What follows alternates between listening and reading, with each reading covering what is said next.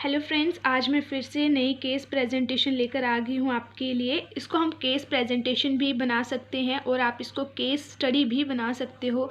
Presentation इसलिए क्योंकि मैंने प्रेजेंट की थी और स्टडी सेम ही होती है। ठीक है, स्टडी हम लिख देते हैं अगर आपको सिंपल चेक करवानी है और प्रेजेंटेशन में आपको प्रेजेंट करनी पड़ती है। तो ये किसके ऊपर है? पोस्ट पार्टम हैमरेज के ऊपर ये रहने वाली है।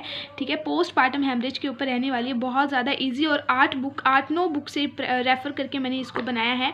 आई होप आपको पसंद आएगी। अगर अच्छी लगे वीडियो तो चैनल को सब्सक्राइब, वीडियो को लाइक एंड शेयर सब कुछ करके जाना भाई। कमेंट भी करके जाना अच्छे कि आपको मतलब कौन सी वीडियो चाहिए, और ये भी बता के जाना कौन सी शहर से आप मेरी वीडियो देख रहे हो। तो चलिए स्टार्ट करते हैं। तो दोस्तों, इसको मैं थोड़ा बहुत एक्सप्लेन भी आपके साथ करूँगी क्योंकि केस प्रेजेंटेशन लिखा है मैंने इसमें, तो स्टडी भी है और प्रेजेंटेशन भी है इसलिए।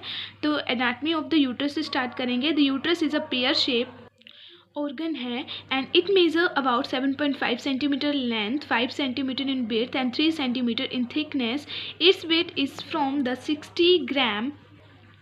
The uterus is located in the pelvic cavity between the urinary bladder in front and rectum behind. The parts of the uterus are fundus, body and cervix.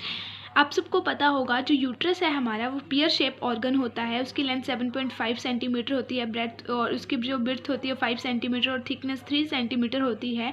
उसका वेट 60 ग्राम होता है और कहाँ पे लोकेट होता है? हमारा यूट्रस पेल्विक कैविटी में होता है। बिटवीन द यूरिनरी ब्लैडर जो होता है उसके बीच में होगा और इन फ्रंट एंड रेक्टम के बिहाइंड होगा। पार्ट्स मैंने बताए, फंडस है, ठीक है, आप इसके बारे में लिख सकते हो। बॉडी है, उसके बारे में लिख सकते हो, एंड सर्विक्स। अब उसके बाद आपको स्ट्रक्चर ड्रॉ करना है क्योंकि एनाटॉमी में स्ट्रक्चर ड्रॉ करना ही पड़ता है। तो मैंने ये स्ट्रक्चर ड्रॉ किया है, आप भी कर सकते हो, आप भी ये वाला कर सकते हो। देखो कितना इजी बनाया है। ये स्ट्रक्चर आप अपने हिसाब से बना सकते हो। मेरे को ये सही लगा था तो मैंने ये बना दिया था। इसको हम बोलेंगे फंक्शन ऑफ यूट्रस या फिर हम फिजियोलॉजी बोल सकते हैं। अब देखो, यूट्रस आपको मेंस्ट्रुएशन में हेल्प करेगा, प्रेगनेंसी में हेल्प करेगा, लेबर, बर्थ, ड्यूरिंग प्रेगनेंसी, इन सब चीज़ों में करेगा। अब चलिए इस सबको मैं आपको एक्सप्लेन करती हूँ। सबसे पहले menstruation, the uterus slow of the endometrium. जब मेंस्ट्रुएशन आती है तो उस टाइम आपकी जो एंडोमेट्रियम लेयर होती है वो ब्रेक डाउन हो जाती है। प्रेगनेंसी के टाइम जो होता है वो यूट्रस क्या करता है? फीटस को सपोर्ट करता है और फीटस को अलो करता है कि वो ग्रो कर सके। लेबर एंड बर्थ में भी हेल्प करता है। हमारा uterine muscle contracts and the cervix dilates during the labor to expel the fetus.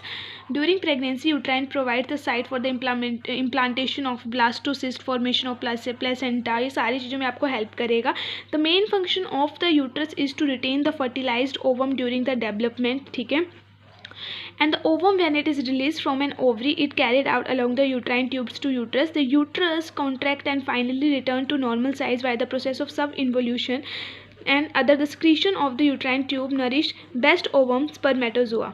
तो आपका मेन फंक्शन क्या होगा यूट्रस का कि वो फर्टिलाइज ओवम को मतलब रिटेन करके रखेगा और वो क्या करता है? हमारा ओवरी को रिलीज़ करता है। और जो हमारे पास ओवरी होती है, मतलब सॉरी, ओवम जो होगा when it is release from the ovary से रिलीज़ होगा तो वो किसके द्वारा कैरिड आउट किया जाता है?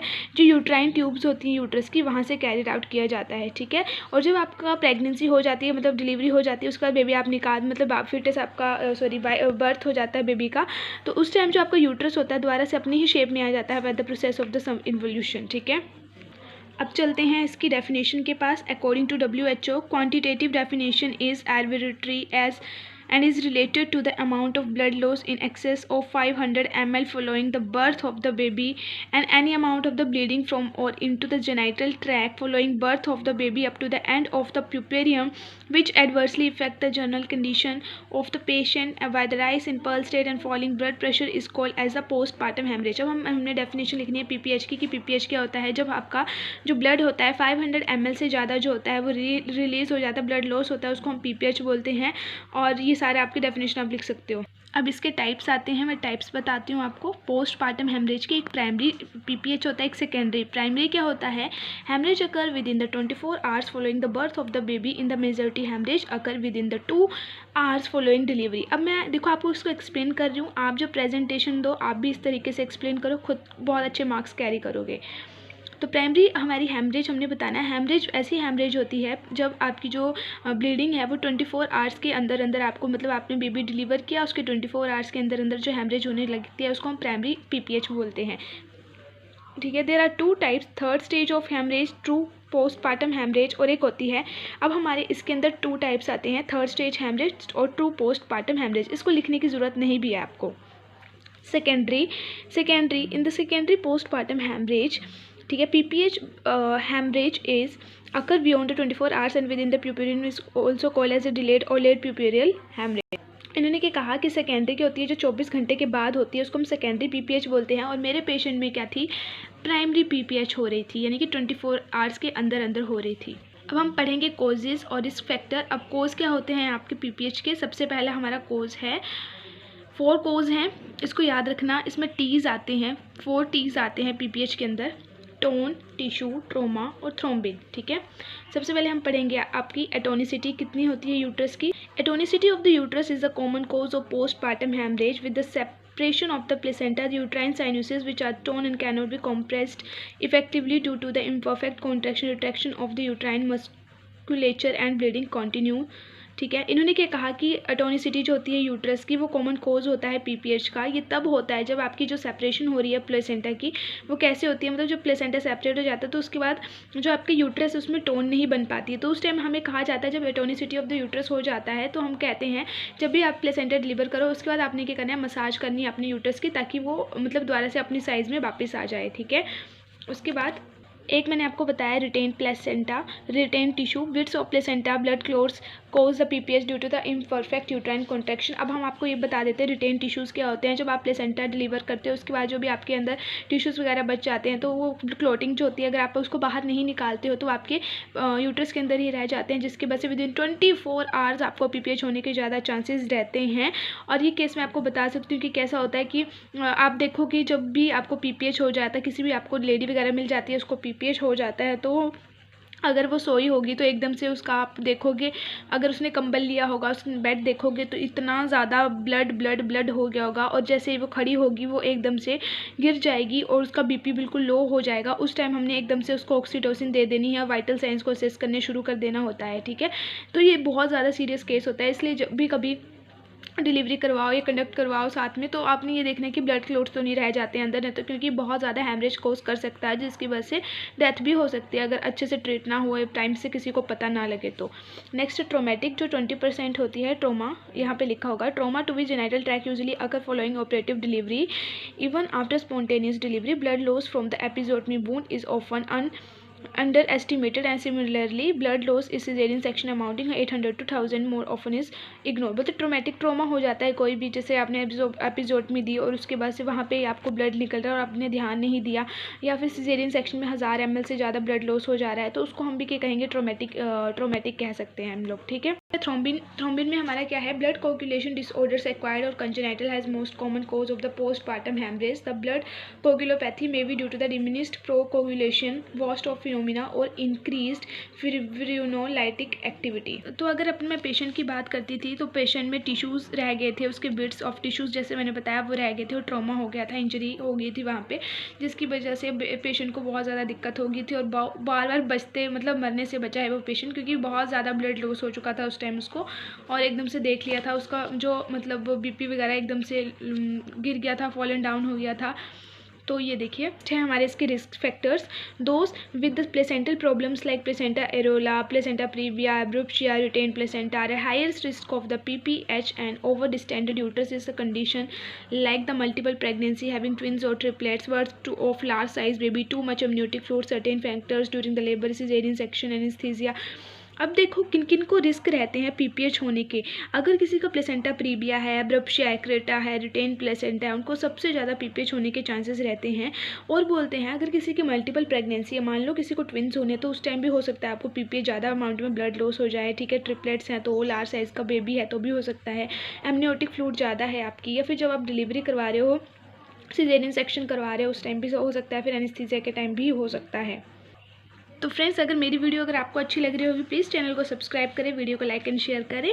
और मैं फास्ट इसलिए पढ़ा रही हूँ क्योंकि काफ़ी लंबा टॉपिक है तो मैं सोच रही हूँ जल्दी से कवर हो जाए। साइन एंड सिम्टम में हम देखेंगे हैवी ब्लीडिंग होगी from the vagina, doesn't slow or stop vaginal bleeding is visible outside either or a slow trickle and rarely a copious flow. Rarely the bleeding is concealed, either remaining inside the utero vessel and canal or in the surrounding tissue space, resulting in the hematoma, drop in BP, sign of shock or low blood pressure which include the blurry vision, having chills, clammy skin, rise in pulse rate and feeling confused confused, dizzy और sleep. तो ये थे हमारे पास sign and symptoms. इन्होंने क्या कहा कि अगर किसी को पीपीएच हो जाता है तो उसको बहुत ज़्यादा ब्लीडिंग होती है वेजाइना से, जो स्लो धीरे धीरे चलेगी और वो स्टॉप नहीं होगी। वेजाइना ब्लीडिंग आपको देखने को मिल जाएगी, कैसी होगी, ठीक है। उसके बाद आपको पेन भी होगी साथ में। बीपी आपका मैंने पहले बताया, उसका बीपी जो होगा वो ड्रॉप इन हो जाएगा, शॉक में जा सकता है पेशेंट, एकदम से ब्लरी विजन हो जाएगा, फीवर आ जाएगा, क्लैमी स्किन हो जाएगी, पल्स रेट भी बहुत ज़्यादा उसकी बढ़ जाएगी। मेरे पेशेंट को क्या हुआ था, इन मिसेज आरती नाम की एक पेशेंट थी, उनको क्या हुआ था, there is a heavy bleeding from the vagina that doesn't slow और stops, vaginal bleeding is visible outside, ठीक है। नेक्स्ट है डायग्नोस्टिक के लिए हम उसका हिस्ट्री ले सकते हैं एनीमिया के लिए, measuring for the volume of collective blood और weighing blood soaked pads and vital signs, monitoring continuous monitoring of pulse rate and blood pressure, CBC count आप चेक करोगे, अल्ट्रासोनोग्राफी आप करवाओगे। तो क्या करवाओगे, अगर किसी भी पेशेंट, क्योंकि अब बहुत ज़्यादा ब्लड लॉस हुआ है तो हम उसका एनीमिया का टेस्ट लेंगे, कहीं एनीमिया तो नहीं हो गया है। अब मैं बताती हूँ कि जब भी पीपीएच होता है तो आप क्या करते हो, उसको पैड्स देते हो, पैड लेने हैं हमने और फिर हमने उसको चेक करना है शॉक करके कि कितना उसमें ब्लड निकला है, उसके हिसाब से हम देखते हैं माइल्ड मॉडरेट सीवियर कितना ज़्यादा मतलब ब्लड लॉस हुआ है। वाइटल साइंस बीपी मेनली उसका चेक करना है, पल्स रेट को चेक करना है, सीबीसी उसका चेक करना है, कोई क्लॉटिंग फैक्टर्स वगैरह के बारे में देखना है हमने, अल्ट्रासाउंड देखना है हमने, यूट्रस के ऑर्गन्स को डिटेल में उसकी इमेजिंग देखनी है कि प्लेसेंटा में कोई ऐसी चीज़ तो नहीं रह गई है। पेशेंट पिक्चर में हमने क्या देखा, measuring the volume of the collected blood and weighing the blood soaked pads and continue monitoring of the vital signs in my patient.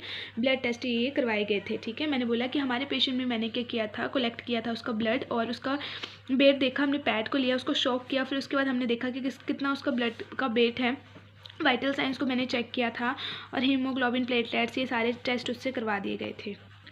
Management of postpartum haemorrhage, management में क्या करोगे आप लोग, simultaneous approaches, communication, resuscitation, monitoring, arrest of the bleeding. It is essential in all the cases of major PPH, blood loss more than 1000 ml और the clinical shock. Management, immediate measures are to be taken, the attending house officer, doctor, midwife call for the extra help involving the obstetrical nurse and put into large bores 14 gauge intravenous cannulas and keep patient flat and warm.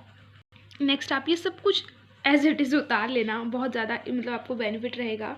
ये देखिए मैंने बहुत मुश्किल से ये सारी मैंने बनाई है, कम से कम 8 बुक्स को रेफ़र करके, तो आप ये सारा एज इट इज़ देख लो क्या क्या लिखना है इसमें।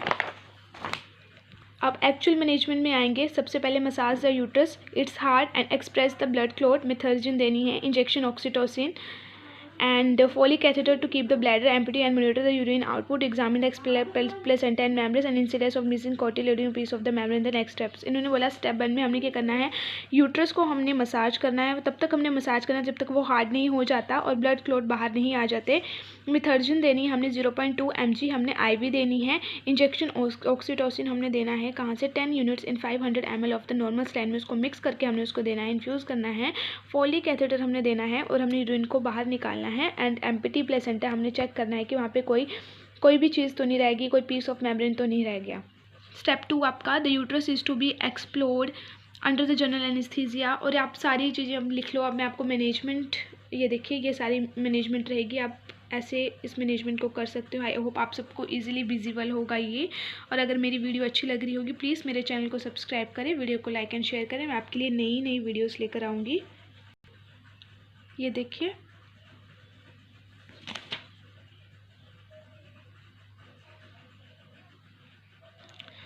एंड स्टेप 4 में यूट्राइन टेम्पोनेट्स डालने हैं, पर हमने ये काउंट भी करने हैं। जब आप इनको बाहर निकालोगे ना तो इनको काउंट भी करना होता है। बैलून टेम्पोनेट्स आपको पता होना चाहिए कि टेम्पोनेट्स जो है उनको कैसे बनाया जाता है हॉस्पिटल में। प्रिवेंशंस कैसे करनी है हमने, ये देखिए ये प्रिवेंशंस आ गई आपकी पीपीएच की, ठीक है। तो दोस्तों ये है हमारी पीपीएच की ऑल केस स्टडी, या फिर आप कह सकते हो केस प्रेजेंटेशन। अगर आपको अच्छी लगी होगी प्लीज़ मेरे चैनल को सब्सक्राइब करें और मुझे कमेंट में बताएं कौन सी वीडियो चाहिए अलग टॉपिक के ऊपर। और जैसे मेरी पुरानी वीडियोस में प्यार दिया था इनमें भी दीजिए, क्योंकि मेरा पुराना चैनल मैंने किसी रीज़न की वजह से वो गायब हो गया है। और चलिए कोई बात नहीं। तो अगर आप मेरे चैनल में नए आए हो प्लीज़ चैनल को सब्सक्राइब करें, बेल आइकन को प्रेस करना मत भूलें। तो मिलते हैं अलग वीडियो में। राधे राधे।